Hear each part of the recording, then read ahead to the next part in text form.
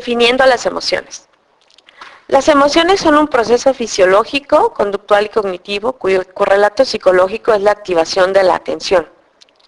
Al igual que la inteligencia, son partes de procesos superiores que permiten la pervivencia de las especies. En este caso, bajo la perspectiva del reconocimiento de peligro o la facilidad en la interacción social. Es una necesidad de reconocer las emociones en mí mismo a nivel personal y a nivel social con el fin de reproducir la especie y protegerla. Desde el punto de vista anatómico existen dos teorías que ubican el control de las emociones. El primero se explicó por primera vez en 1937 gracias a James Papez, que sugirió un esquema anatómico del circuito neural que ahora le llamamos circuito de Papez y que tiene que ver con diferentes áreas entre las que se encuentran la corteza cingulada, el hipotálamo, el tálamo y el hipocampo, así como los cuerpos mamilares, que estas conexiones son necesarias para el control de la expresión emocional. Actualmente se habla del sistema límbico, que fue inspirado en el circuito de Papez, pero fue ampliamente estudiado por MacLean, que en 1970 habla del control emocional definido como una arquitectura del cerebro entre sistemas que se caracterizan por un desarrollo evolutivo del mismo. El primer sistema consiste en el cerebro llamado reptiliano, que es la zona más añeja que se encuentra dentro del cerebro. Habla de un complejo strial y los ganglios basales. El segundo sistema tiene que ver con el cerebro antiguo del mamífero, el cual aumenta las respuestas emocionales del cerebro reptiliano, como la agresión, además de elaborar las emociones sociales. Y el tercer sistema tiene que ver con el cerebro nuevo, que está relacionado con la neocorteza del mamífero, que consiste en representar la interfaz de la emoción con la cognición. Es así que, desde el punto de vista evolutivo, el cerebro se va nutriendo de las diferentes etapas que hemos pasado como evolución. Desde los cerebros más antiguos de los reptiles, que están muy relacionados con la agresión, un cerebro mamífero donde ya está más puesto hacia las relaciones sociales, y el último, donde ya puedo identificar mis emociones y además definir las emociones de los otros. Lo interesante en el caso de las emociones es que todos los circuitos están ubicados exactamente en el centro del cerebro, en una parte donde cualquier movimiento, cualquier pensamiento, cualquier idea, cualquier cosa que veo, que oigo, que huelo o que digo, deben de pasar por estos sistemas. Es decir, nuestras actuaciones siempre son emocionales. Aun cuando se ha pensado como un mito que el cerebro está dividido en dos y que el hemisferio izquierdo va a trabajar la parte intelectual y que el hemisferio derecho va a trabajar la parte emocional, esto no es cierto debido a la ubicación del sistema límbico, como menciono. Pero además, porque no hemos encontrado los circuitos exactos de cómo se relacionan todas las partes del cerebro. Aun cuando se conocen que algunas partes están sobreespecializadas, por ejemplo las del lenguaje, también es cierto que deben estar relacionadas con otras partes. Por ejemplo, cuando yo veo algo, que esta tarea se ubica en la parte occipital del cerebro, es decir, en la nuca, debo encontrar la palabra que refleje aquello que estoy viendo. En ese sentido, es muy complejo hablar de un solo sistema o de un solo proceso o de una sola área en la cual las emociones están trabajando. A nivel cognitivo, las emociones se encargan directamente a través del lenguaje, el cual permite compartir lo que la persona siente.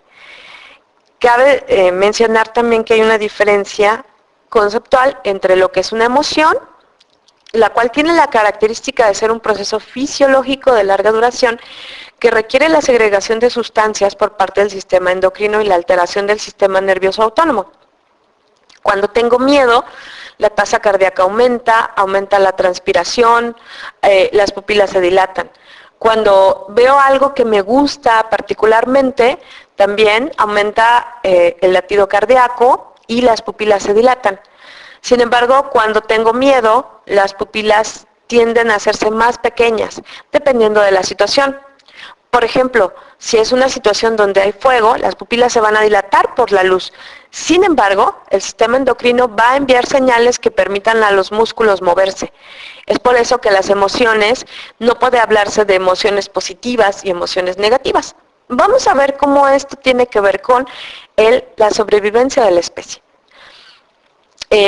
Puesto que el miedo me permite moverme, me permite hacerme a un lado cuando un auto me va a atacar o cuando algo va a caer sobre mí, el miedo me permite moverme. En otras circunstancias, la alegría me permite tener mejores relaciones sociales.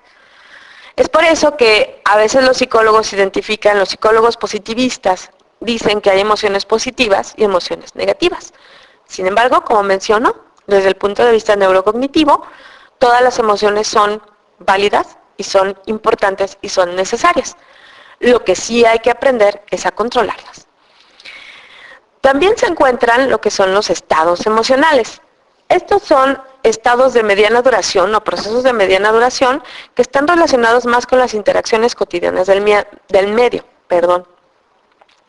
Por ejemplo, ustedes acaban de comprar el súper y han comprado todo lo que necesitan y dicen, bueno, hoy gasté un poco más, pero no importa porque traigo la tarjeta de crédito. Cuando llegan a la caja, comienzan a buscar su tarjeta de crédito y por un momento no la encuentran. Lo que por un instante era un estado emocional de alegría, en un segundo cambia a pánico. Y este pánico puede desenvolverse en vergüenza, porque chispas, no tengo dinero, y a relajación cuando encuentro la tarjeta que estaba puesta en un lugar equivocado.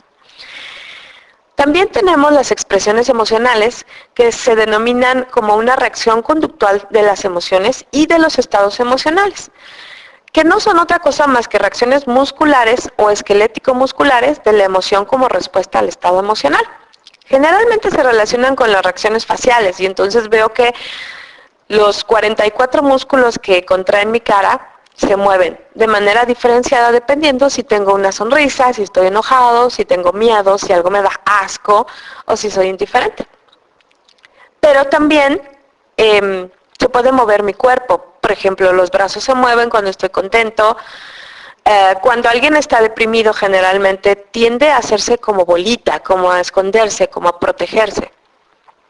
Entonces podemos observar estas expresiones emocionales. Hay otras que se llaman microemociones, que se denominan básicamente en las expresiones faciales, que son de muy pequeña duración y que duran milisegundos. Los expertos, como el Dr. Paul Ekman, se han dedicado a estudiar esto. Si ustedes han visto el programa Miénteme, pueden entender cómo todos estos estudios sobre las emociones, las microemociones, las expresiones emocionales han tenido impacto. El reconocimiento de estas expresiones emocionales y de los estados emocionales no solamente es para que yo sobreviva como especie, además debo comprender en los otros para que las demás puedan sobrevivir. Por ejemplo, hay estudios sobre el cortejo en los seres humanos y demuestran que las mujeres tienden a sonreír de una forma cuando un hombre les gusta versus cuando un hombre no les gusta. Podemos comprender una sonrisa fingida versus una sonrisa normal. Por ejemplo, a veces vemos fotografías de novias donde es obvio que están posando para la fotografía. Por otro lado, también encontramos fotografías donde las novias son las mujeres más felices del mundo. No hay momento más feliz que el momento del matrimonio. Y esto se refleja sobre todo en las novias. Aunque los varones, aunque tiendan a querer salir corriendo, también son felices. Estas emociones y estos estados emocionales se reconocen desde la primera infancia. Los niños comienzan a reconocerlo a partir de las muecas que hacemos cuando estamos frente a un bebé. Es de manera muy natural que exageramos nuestras emociones, así como nuestro lenguaje. Nuestro lenguaje está cargado de emoción por un proceso llamado prosodia. La prosodia es la intención o la emoción que ponemos a las palabras. Un ejemplo que siempre encuentro atractivo es decir, ¿cómo amaneciste, mi vida? Esto seguramente lo decimos después de la primera noche de bodas. 44 años después preguntamos, ¿cómo? ¿Amaneciste, mi vida? Las mismas palabras dichas con diferente entonación significan emociones distintas. También cabe mencionar la diferencia entre emociones y sentimientos. Las emociones tienen una duración de horas o días. En el sentido estricto, hablando no de estados emocionales, sino de emociones, por la descarga de neurotransmisores y otras sustancias.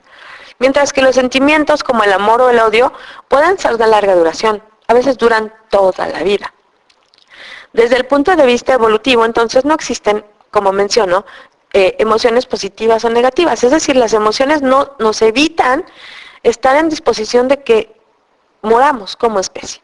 Si el miedo no moviera, muchas personas quedarían estáticas ante el peligro. La tristeza es importante para el reconocimiento de la fragilidad del entorno y cómo reacciona a las pérdidas. Por ejemplo, cuando alguien llora, cuando un bebé llora, inmediatamente como especie intentamos consolarlo. No importa si es un bebé de nuestra misma raza o si es una persona adulta. El llanto nos va a mover como personas sociales a tratar de identificar por qué está llorando esa persona. Es así que el llanto no es malo. La depresión puede serlo si no está ubicada de manera consciente dentro del ambiente.